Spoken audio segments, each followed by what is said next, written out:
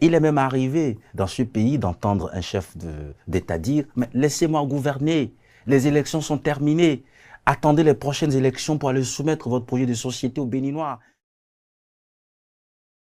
À quoi ça sert, lorsque nous avons terminé les élections, de continuer à vivre des manifestations politiques comme si, sur un mandat de 5 ans, nous faisons des élections tous les jours? Si le président élu ne respecte pas ses promesses électorales, il est en train de conduire le pays dans le président élu a été élu, la fin de son mandat? Le président élu a été élu pour exercer le pouvoir d'État.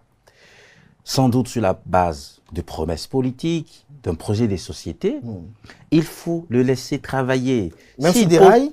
S'il pose des actes, non, en fait, le déraillement, quel est l'instrument qui vous permet de mesurer le déraillement? Parce que ce que vous appelez déraillement, peut-être en tant qu'opposant politique ou en tant que citoyen, est exactement ce dont celui qui est aux affaires est convaincu pour faire notre bonheur. Donc, en ce moment, le déraillement devient relatif. Quand le président de la République est élu, il faut lui permettre de travailler dans des conditions optimales. Il faut lui permettre de déployer l'action publique avec une certaine garantie d'efficacité. La façon dont ça se passe depuis 1960 ne permet pas au chef d'État de travailler sereinement. Tous les présidents que nous avons connus jusqu'ici s'en sont plaints. De Nicéphore Dieudonné Soglo à Patrice Talon, en passant par Kérékou et Boni Yayi, il est même arrivé dans ce pays d'entendre un chef d'État dire « Mais laissez-moi gouverner, les élections sont terminées, attendez les prochaines élections pour aller soumettre votre projet de société aux Béninois. Des manifestations politiques tous les jours, la campagne est terminée, les élections sont terminées. » Et vous savez qui l'a dit? C'est le président Boni Yayi. C'est le président Boni Yayi qui l'a dit. Et je pense qu'à un moment donné, il faut avoir le courage politique d'arrêter certaines choses. Ça ne pose aucun problème à la démocratie. Les débats publics, les débats politiques, l'animation de la vie politique se poursuit. C'est l'animation de la vie politique à finalité compétitive. C'est ça qui est suspendu. C'est ça qu'on appelle la trêve.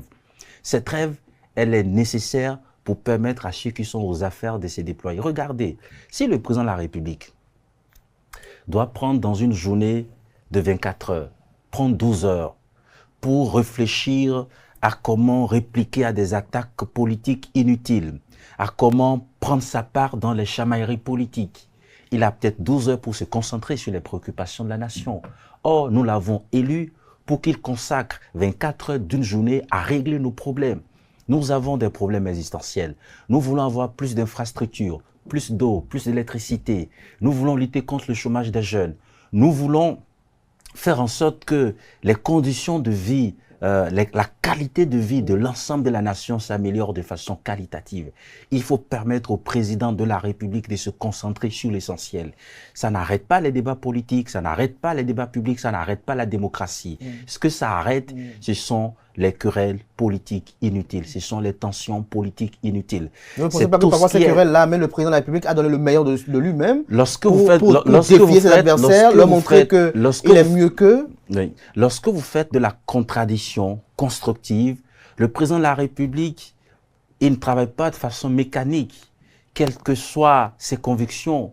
Même, est-ce que le président Patrice Talon n'a pas été capable, sans que même personne ne lui ait demandé, de se rétracter sur certaines décisions, de revenir sur certaines décisions, après s'être rendu compte que dans la mise en œuvre, la décision n'a pas produit l'effet escompté. Ça, c'est Patrice Talon. Peut-être un autre ne ferait pas pareil. Non, mais c'est pour ça que je dis qu'aucun président de la République n'a d'abord pour vocation à faire le malheur de son peuple. Aucun.